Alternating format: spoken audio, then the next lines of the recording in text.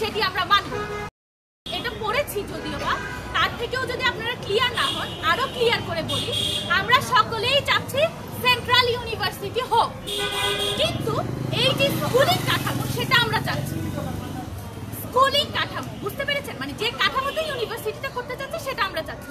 আমরা চাচ্ছি প্রত্যেকটা কলেজ তাদের স্বতন্ত্র অবস্থান বজায় রেখে তারা সেন্ট্রাল ইউনিভার্সিটিটা করবে, সেটা আমরা মেনে নিব। কিন্তু এই আমার এই তিতুমিরকে যদি তারা স্কুল অফ বিজনেস করে দেয়, সেটা আমি মানব না। এক কথায় আমি এই সেন্ট্রাল যে ইউনিভার্সিটি যে স্কুলিং কাঠামো, স্কুলিং আমি আবারও উল্লেখ করছি, স্কুলিং কাঠামো অর্থাৎ হাইব্রিড সিস্টেম যেটা, সেটি আমরা মানব। এবং এখানে ধর্মীয় শিক্ষার একটা সংকোচন করা হয়েছে। প্রত্যেকটা ধর্মীয় শিক্ষার যে বিভাগগুলো ছিল সবগুলো বাতিল করে দেওয়া, আমরা এটা মেনে নিব। আপনি বলেছেন যে আমাদের শিক্ষার্থী অনেক বেশি, সেই অনুযায়ী শিক্ষকের সংখ্যা কম। আপনি যদি লক্ষ্য করেন তাহলে আপনি দেখতে পাবেন আমরা আমাদের 3 নাম্বার প্রস্তাবনায় বলেছি যৌক্তিক হারে শিক্ষার্থীর সংখ্যা কমাতে হবে, এক।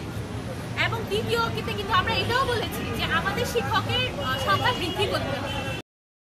6 নাম্বার অধ্যাদেশ, 6 নাম্বার অধ্যাদেশে একে দেখবেন বিশ্ববিদ্যালয় একাডেমি ও ভৌত কাঠামো লেখা আছে 7টি কলেজের ক্যাম্পাসকে 4টি স্কুল করা হবে, যেমন school of science, school of arts and school of humanities, arts and humanities, school of business studies, school of law justice.